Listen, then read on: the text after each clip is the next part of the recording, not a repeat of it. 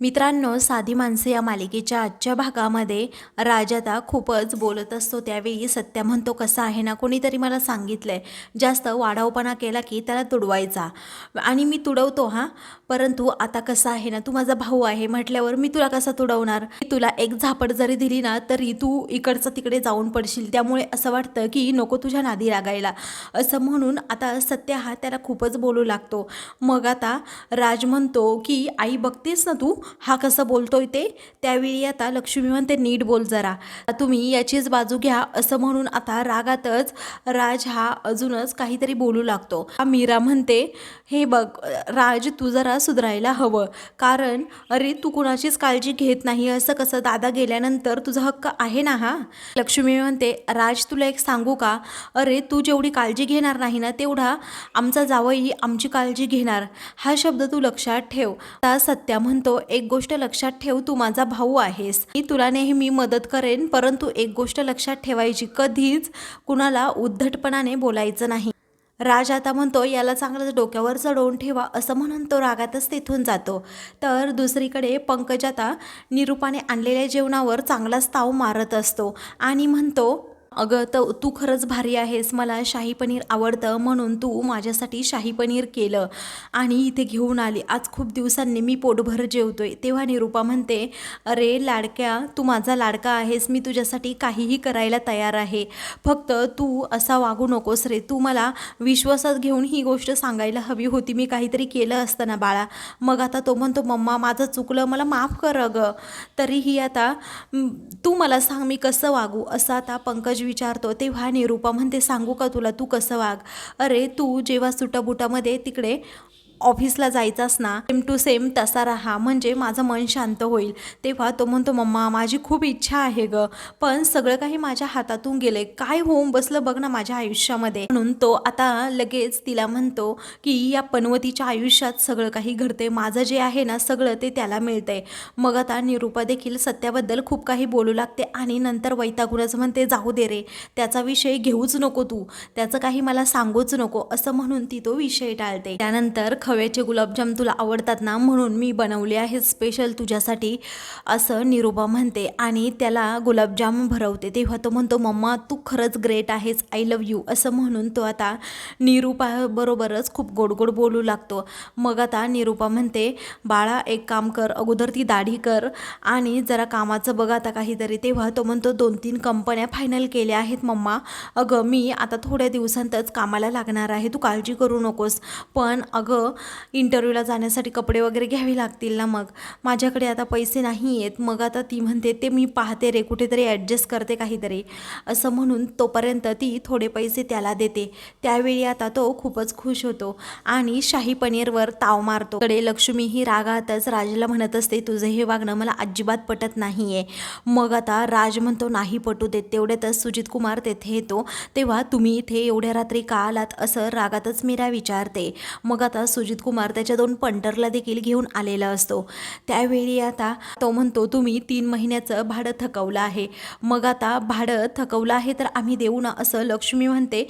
तेव्हा न झालेल्या सासूबाई तुम्हाला तर माहीतच असेल. बाळ्या मला सांग रे, अरे आपण जर भाडं थकवलं तर काय करतो. तेव्हा बाळ्या आणि अजून एक मुलगा पुढे जातो आणि घरात असणाऱ्या वस्तू अस्ताव्यस्त फेकतो. तेव्हा आता मीराच्या बाबांचा जो फोटो असतो ना, तो फोटोसुद्धा आता अजित कुमार फेकून देणार असतो. पण आता मीरा त्याच्या हातातून तो फोटो घेण्याचा प्रयत्न करते आणि त्याला थांबवत असते की फोटो फेकून देऊ नको, पण तो ऐकायला तयारच नसतो. त्यामुळे मीराला राग येतो, ती जोरात तो फोटो पकडते. तेवढ्यातच सत्या देखील तेथे येतो. तेव्हा आता सुजित कुमार मीराचा हात पकडतो आणि तिला रोखत असतो, पण मीरा देखील आता तेवढ्याच ताकदीने स्वतःला सोडवण्याचा प्रयत्न करत असते.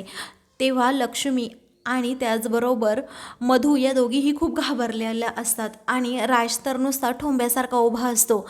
त्यावेळी आता सत्या त्या सुजित कुमारची गंमत पाहत असतो. म्हणतो की, मीरा डार्लिंग, मी तुला म्हटलं होतं माझी हो म्हणून, कारण तू माझी झाली नाहीस, आता बघ बरं तुम्हाला किती त्रास भोगावा लागतोय, असं म्हणून तो आता रागातच लगेच अजूनच हात जोरात पकडतो. तेव्हा सत्या तेथे येतो आणि म्हणतो की हात सोड तिचा. तरीही सुजित कुमार ऐकत नाही. मग आता मीराचा दुसरा हात पकडत सुजित कुमार म्हणतो तुझा हात तर खूप नरम नरम आहे. तेव्हा सत्या आता रागातच म्हणतो हात सोड असं म्हणून तो त्या दोघांचा हात एकमेकांपासून सोडवत रागातच स्वतःचा हात हा सुजित कुमारच्या हातात देत म्हणतो आता लागला का माझा हात नरम गरम काय लागला असं म्हणून सुजित कुमारच्या पोटातच तो चांगली लाद घालतो आणि त्याची चांगलीच खोड मोडतो. आता सत्य हा चांगली सुजित कुमारची धुलाई करतो आणि म्हणतो तुला प्रेम पाहिजे का असं म्हणून आय लव्ह यू टू असं म्हणून तो आता 1 2 3 4 असं म्हणतो आणि घे वाटेल तेवढं प्रेम घे असं म्हणून तो त्याच्या सणासण कानाखाली मारतो. तेव्हा सुजित कुमार गाल चोळतच राहतो. त्यावेळी आता सुजित कुमारचे जे पंटर असतात त्या पंटरची देखील आता सत्या चांगलीच धुलाई करतो. तिसरा पंटर तर एवढा घाबरतो की सत्या पुढे आल्यानंतर इकडे तो टणकन उडी मारतो. सत्या म्हणतो तुला प्रेमच पाहिजे होतं ना घे हे प्रेम.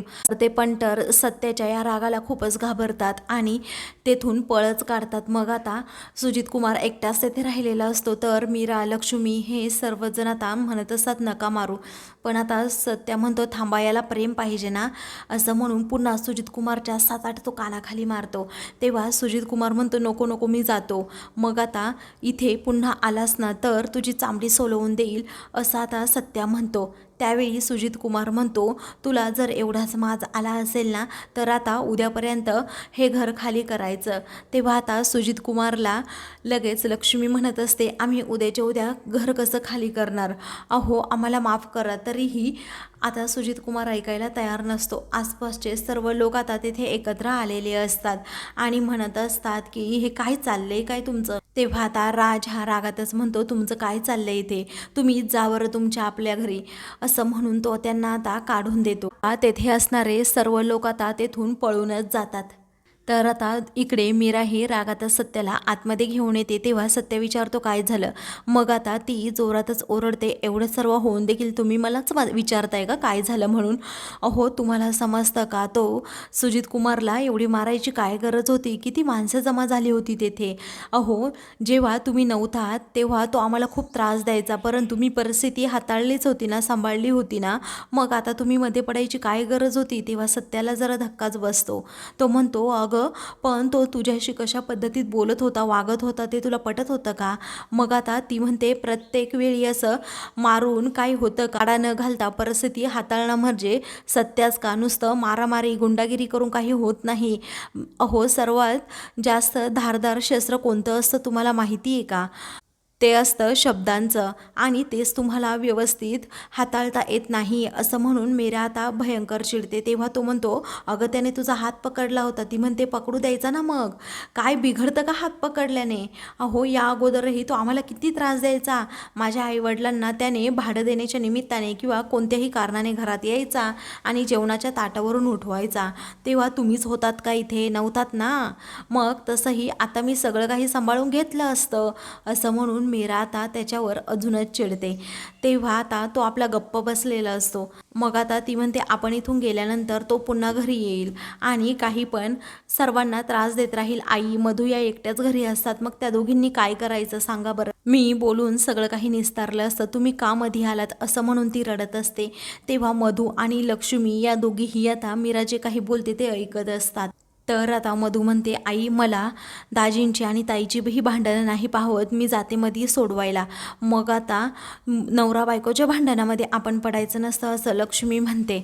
इकडे आता सत्या म्हणतो अगं तू माझं ऐकून घे सर्व चूक ना त्या टकल्याची होती म्हणून त्या टकल्याला असाच फटकवायला पाहिजे होता. अगं त्याने तुझा हात धरला ते पण माझ्यासमोर त्याला पटतं का हे. तेव्हा आता मीरा म्हणते मी काय म्हणते ना ते तुम्ही ऐकूनच घेत नाही. अहो प्रत्येक वेळी असं सूर्या तलवारी बाहेर काढायच्या नसतात.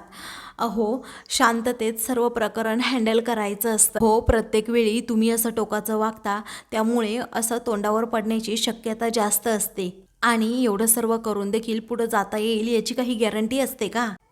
त्यानंतर सत्या म्हणतो, अगं धूमकेतू ऐकून घे, बघ तुझी आई आणि बहिणीला काहीही होणार नाही. परंतु आता मीरा ऐकण्याच्या मनस्थितीमध्ये नसतेच. ती आता खूपच चिडलेली असते. तर मीरा म्हणते की अजिबात इथून पुढे असं वागायचं नाही. तर सत्याला देखील वाईट वाटतं, म्हणून तो आता रागातच तेथून निघून जातो. आता मित्रांनो, पुढील भागामध्ये सत्या हा घरातून गेलेला असतो. त्यावेळी आता मीराच्या आईला खूपच वाईट वाटतं. मग आता ती म्हणते की मीरा, एक गोष्ट नेहमी लक्षात ठेव. अगं जावई बापूंनी जे केलं ना ते मलाही आवडलं, कारण माझा मुलगा तसाच बाहेर उभा होता सर्व तमाशा पाहत, पण त्याने असा कधी विरोध केला नाही. पण तुझा नवरा माझा मुलगाच आहे आणि त्याने माझ्यासाठी काय केलं आहे ना ते तुला नाही कळणार. असं म्हणून आता ती सत्याने जे काही केलं ते चांगलंच केलं असं समजवण्याचा प्रयत्न करत असते. परंतु मीरा आपली भांड्यांची आदळापटच करत असते. त्यामुळे आता तिची आई तिला समजावते. मित्रांनो, अशाच मालिकेंची पुढील भाग पाहण्यासाठी चॅनलला सबस्क्राईब करा.